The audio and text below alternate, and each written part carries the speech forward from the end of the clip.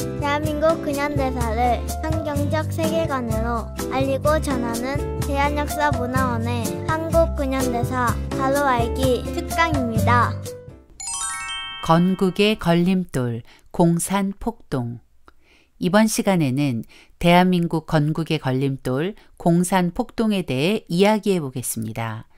공산주의 혁명의 전략 중 공산주의자들의 폭력성과 잔인함을 보여주는 것이 바로 폭동입니다.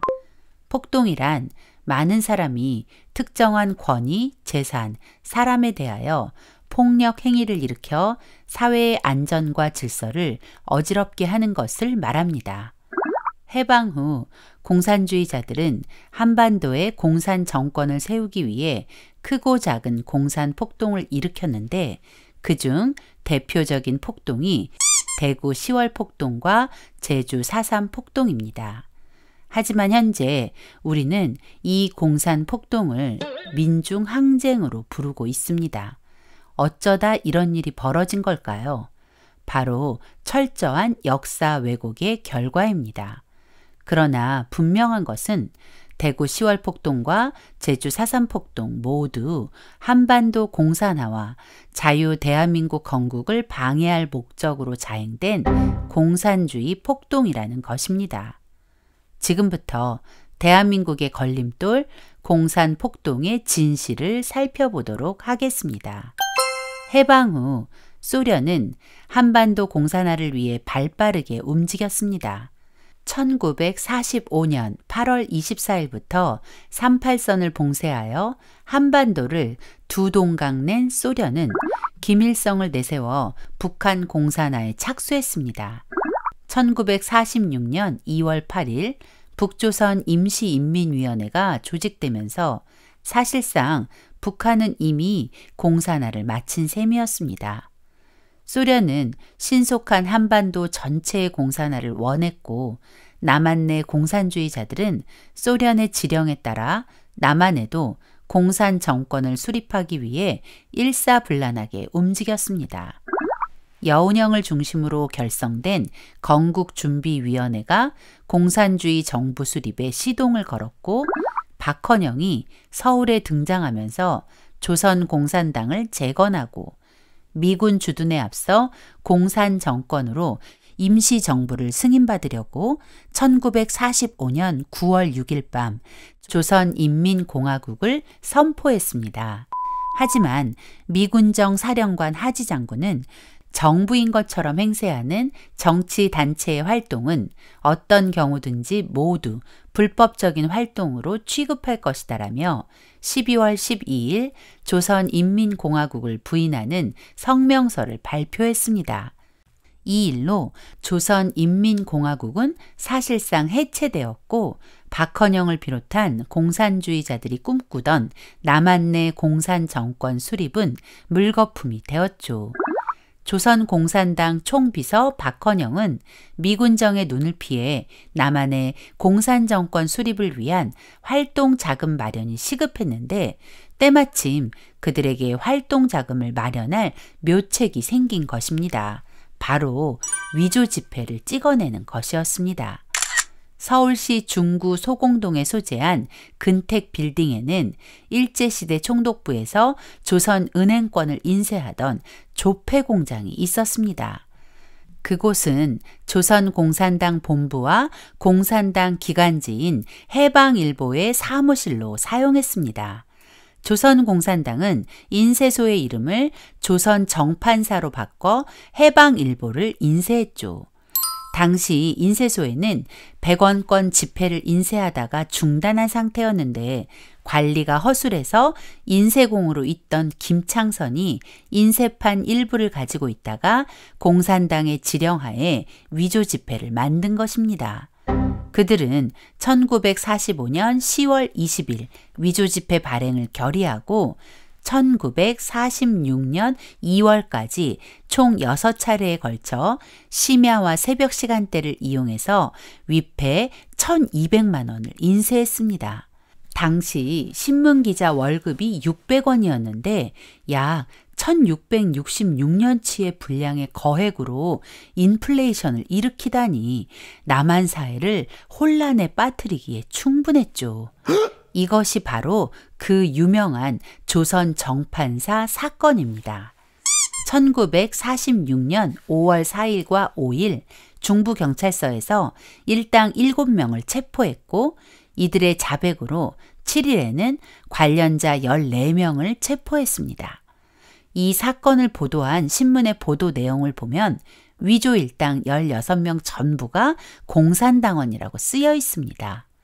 그러나 조선공산당에서는 5월 17일 성명을 발표하고 구속된 사람들은 공산당원이 아니라고 변명했지만 위조 지폐를 만들기 위해 사용했던 도구와 압수된 증거 그리고 범인들의 진술이라는 진실은 숨길 수 없었습니다. 이 일로 미 군정청은 박헌영을 비롯한 조선공산당 주요 간부들에 대한 체포령을 내렸고 공산당 활동에 대한 불법화를 선언하게 되었습니다. 그러나 조선공산당 박헌영은 뻔뻔하게도 미군정에 대항하겠다며 신전술을 발표하여 더욱 급진적인 살상을 서슴지 않는 무력투쟁, 즉 극좌 폭력 투쟁을 선포하며 이렇게 말했습니다. 지금까지 우리가 미군정에 협력하여 왔으며 미군정을 비판함에 있어서는 미군정을 직접 치지 않고 간접적으로 미군정을 비판하였으나 앞으로는 우리가 이런 태도를 버리고 미군정을 노골적으로 치자. 지금부터는 맞고만 있을 것이 아니라 정당 방위의 역공세로 나가자. 테러는 테러로, 피는 피로써 갚자. 정말이지 뻔뻔하기 그지없는 말입니다. 위패 사건으로 합법적인 조치를 받는 것을 마치 억울한 공격이라도 당한 양 피해자 코스프레를 하고 있네요. 조선 공산당의 신전술은 소련 스탈린으로부터 박헌영에게 그리고 그 실행은 전평이 맡았습니다. 그들의 신전술은 크게 파업선동과 테러로 나누어 남한 내의 혼란을 극대화하는 데 주력했습니다. 신전술 선언으로 조선 공산당의 조직력과 투쟁 실력을 구체적으로 보여준 처음 사건은 1946년 9월 총파업 폭동이었고 신전술의 테러 전략의 가장 첫 사건이 대구 10월 폭동입니다. 물론 그 전에도 몇 차례 폭동은 있었지만 대구 10월 폭동은 공산주의의 악랄하고 잔인한 면모를 제대로 보여주는 한반도 최초의 조직적 공산 폭동으로 소련의 지령을 받은 박헌영의 주도로 일어난 것입니다. 대구 10월 폭동은 공산주의자들의 거짓 선전 선동으로 시작되었습니다. 전평 경상북도 평의의 위원장 윤장혁은 사람들에게 가짜뉴스를 퍼뜨렸습니다. 대구시청 앞에서 쌀을 배급해준다. 쌀 배급받으러 가자. 라며 사람들을 선동해 부녀자 약 1000여 명이 대구시청으로 몰려갔습니다. 그러나 시청 앞에 모여든 사람들이 듣게 된 소식은 쌀 배급이 취소됐다는 것이었습니다. 그 역시도 윤장혁 일당의 계략이었죠. 해방 후 한반도는 어려움이 많았습니다. 쌀값이 폭등한 데다 쌀 매점 매석까지 더해지면서 일반 시민들의 삶은 고통 그 자체였기 때문에 공산주의자들의 거짓 선전 선동은 제대로 먹혀들었죠. 공산주의자들은 화가 난 군중들을 선동해 시청 정문과 유리를 부수게 했습니다. 그리고 10분 거리인 경북 도청으로 군중을 유도해 시위를 이어나갔고 전평이 있는 대구역 광장에서는 쌀을 달라, 박헌영 선생 체포령을 취소하라는 구호를 외치고 적기가와 해방의 노래를 부르며 수천의 노동자와 시민들이 합쳐져 시위가 격렬하게 번져갔습니다. 이 과정에서 군중이 경찰들에게 돌을 던지기 시작했고 경찰은 위협 발포를 했는데 시위대 한 명이 총에 맞아 숨지는 사건이 일어나고 말았습니다. 군중은 흩어져 돌아가고 시위가 진정된 것 같았지만 다음 날 대구 의대 재학 중이던 조선공산당 비밀당원 채모학과 4명의 학생이 시신 한 구를 가지고 사람들 앞으로 나와서 이 시신이 어제 경찰에게 억울하게 죽은 그 노동자입니다. 라고 사람들을 선동했고 이내 사람들의 마음에는 경찰에 대한 분노가 일기 시작했습니다. 사실 그 시신은 전날 죽은 노동자가 아닌 대구의대 해부학 실험실의 해부학 실험용 시신이었고 최모학이 그 시신을 훔쳐나와 사람들을 선동하기 위한 도구로 사용한 것뿐이었습니다. 그 전략은 제대로 적중했습니다. 공산주의자들은 노동자, 시민, 학생들을 선동했고 공산주의자들의 폭동은 노동자, 시민, 학생의 3자 연대 폭동으로 이어졌습니다. 공산주의자들에게 선동된 사람들은 대구 경찰서로 몰려가 살인 경찰을 처단하라, 경찰은 무장을 해제하라 외치며 경찰서를 에워쌌습니다. 사실 폭동에 가담한 사람의 대부분은 공산주의자의 선동에 속아 얼떨결에 그 자리에 서게 된 사람들이었습니다. 그러나 한 번 선동된 군중은 폭도로 변해 경찰과 대치했습니다. 폭도들은 경찰이 무장을 해제하면 자신들도 해산하겠다고 소리쳤습니다. 어이없게도 대구 경찰서 서장 이성옥은 폭도들의 말을 믿고 경찰들의 무장 해제를 지시했습니다. 결과는 어떻게 되었을까요? 폭도들은 약속을 지키지 않았고 경찰서로 몰려와 무기를 탈취하고 약 100여 명의 죄수를 석방하고 대구 경찰서를 점령해버렸습니다. 그런 심각한 사태가 벌어지자 미 군정은 10월 2일 오후 6시 대구에 계엄령을 선포한 것입니다. 대구 경찰서를 장악하고 무기를 빼앗은 폭도들은 경찰과 그 가족들 그리고 우익 인사들을 학살하기 시작했습니다. 공산 폭도들의 만행은 차마 입에 담기조차 처참했습니다. 경찰관의 집을 습격해 경찰관의 부인과 세 자녀를 잔인하게 학살하고 60대의 노모마저 몽둥이로 내리쳐 살해했습니다. 과수원을 운영하던 농부의 집에 들어가 농민을 착취했다며 낙과 곡괭이, 도끼로 가족 11명을 처참하게 살해하기도 했습니다.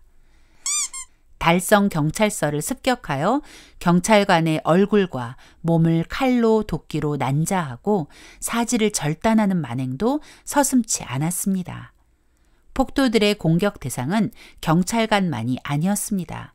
달성공원에서는 무고한 일반 시민들을 학살했고 집들을 불태우기도 했죠. 폭도들은 대구뿐만 아니라 외관, 상주, 영천경찰서, 그리고 자양, 화산지서를 습격해 경찰관을 죽이고 생매장도 서슴지 않았습니다. 공산주의자들의 만행은 말로 표현하기 힘들 만큼 잔인했습니다. 총으로, 죽창으로 사람들을 죽이고 살아있는 사람을 생매장하고 물속에 수장하고 사지를 절단하고 불태워 죽이고 자동차에 산 사람을 매달아 끌고 다니고 나무에 매달아 죽이는 등 온갖 방법을 동원해 사람이라면 도저히 할 수 없는 만행을 저질렀습니다. 대구 10월 폭동으로 대구 시내에만 300여 명의 사상자가 발생했고 대구 인근 경상북도에도 약 200여 명이 넘는 희생자가 나왔습니다. 대구 10월 폭동의 여파는 대구 경북 지역뿐만 아니라 전남, 전북, 경기, 강원, 전국 73개 시, 도, 군까지 확대되어 경찰관 200여 명을 포함하여 약 1,000명이 사망하고 3,600여 명이 행방불명, 2만 6천여 명이 부상당하는 처참한 결과를 가져왔습니다. 우리가 주목할 것은 누가 이 폭동을 주도했는가입니다. 대구 10월 폭동은 대구 시민의 자발적 행동이 아니었습니다. 누군가의 지령에 의해 대구 지역 공산주의자들이 일사불란하게 움직인 작전이었습니다. 그들의 몸통은 바로 소련의 스탈린입니다. 스탈린은 북한에 파견한 소련 군정 스티코프에게 지령을 내리고 스티코프는 조선공산당 총비서 박헌영에게 그리고 박헌영은 전평에 스탈린의 지령을 전달해 전평이 행동대장이 되어 이 끔찍한 대구 10월 폭동이 일어난 것입니다. 그런데 현재 대한민국은 대구 10월 폭동을 민중항쟁으로 여기고 있습니다. 하지만 여기 대구 10월 폭동이 민중항쟁이 아닌 공산주의 폭동이라는 명백한 증거가 있습니다. 북한에 주둔했던 소련 군정 스티코프의 일기입니다. 소련을 대표하여 북한에 와 있던 스티코프는 매일의 일들을 자세히 기록한 일지를 남겼고 소련이 무너진 후 스티코프의 그 기록이 세상에 공개되었죠. 이 문건을 보면 대구 10월 폭동이 스탈린과 소련 공산당의 지시에 따른 아주 계획적인 공산주의 폭동이었다는 사실을 알게 됩니다. 남조선 파업 투쟁에 대해 다음과 같은 지시를 내리다로 시작하는 1946년 9월 28일의 기록에 의하면 10월 폭동을 일으키기 전 파업을 주도하고 공산 지도자들에 대한 체포령을 철회하도록 요구하라고 합니다. 그 당시 조선 정판사 사건으로 박헌영과 조선 공산당 주요 간부들에 대한 체포령이 내려졌었죠. 그래서 대구 10월 폭동 당시 대구역에 모인 사람들 사이에서 박헌영 선생 체포령을 철회하라는 말이 나오게 된 것입니다. 그리고 남한에서 9월부터 시작된 파업에 관한 보고를 누구에게 하나요? 스탈린입니다. 이런 증거를 보고도 대구 10월 폭동이 민중항쟁이라고 말하는 사람이 있다면 그 사람은 정말 대한민국의 국민이 맞을까요? 대구 10월 폭동은 소수의 공산주의자들이 사람들 속에 숨어들어 거짓 선동으로 일반 시민들과 공권력을 이간질하고 사람들의 분노를 자극해 폭동에 참여하게 만든 공산주의 선전선동 투쟁 전술을 아주 정확히 보여주는 모델입니다. 자, 이제 대구 10월 폭동을 정리해 보겠습니다. 10월 폭동은 대구 시민 스스로 일으킨 항쟁이 아니라 소련의 스탈린으로부터 북한을 거쳐 조선 공산당 그리고 전평에 전달된 지령에 따라 일어난 계획적인 폭동이었고 기획자는 스탈린입니다. 공산주의자들이 시위의 명분으로 사회적인 문제를 이용하는 것처럼 대구 10월 폭동에서는 쌀값 폭등과 쌀 배급 문제를 부풀려 사람들을 분노하게 했습니다. 세월호라는 이슈로 대한민국을 혼란에 빠뜨리고 대통령 탄핵까지 몰고 간 그것과 너무 흡사하다는 생각이 들지 않으십니까? 시위의 명분을 확보한 공산주의자들은 거짓 선전선동으로 공권력과 일반 시민이 반목하게 하고 시위를 확산시켜 공권력의 개입을 유도하여 희생자를 만드는 것이죠. 그래서 공권력에 대한 분노와 갈등을 극대화시키는 것입니다. 그리고는 그 분노를 폭력으로 표출하게 만드는 것입니다. 선동된 사람들은 경찰이 먼저 우리를 공격했잖아. 왜 우리만 참아야 해? 라는 말에 속아 몽둥이와 도끼를 들고 명분도 없는 학살의 도구가 된 것입니다. 시간이 흘러가는 동안 공산주의자들은 아주 은밀하게 그리고 열심히 역사 왜곡에 몰두합니다. 그리고 그 왜곡 작업이 끝나고 나면 이 끔찍한 폭동을 민중항쟁으로 둔갑시켜 그것이 진실인 듯 계승하게 하는 것입니다. 그래서 단언컨대 대구 10월 폭동은 우리나라에서 벌어지는 모든 공산주의 폭동의 원조이자 모델임이 분명합니다. 멀지 않은 과거를 되돌아보면 대한민국의 분열을 조장하고 혼란에 빠뜨린 많은 사건들이 대구 10월 폭동과 너무나 닮아 있다는 것에 소름이 끼칩니다. 그러나 더 큰 문제는 이 일이 아직도 진행 중이라는 것입니다. 2016년 10월 1일 대구에서 전국 노동자 대회가 열렸습니다. 그때 그들이 외쳤던 구호는 9월 총파업, 10월 민중항쟁 70주년 정신 계승이었습니다. 1946년 대구 10월 폭동과 그보다 앞선 9월 총파업의 정신을 자신들이 이어간다는 것이죠.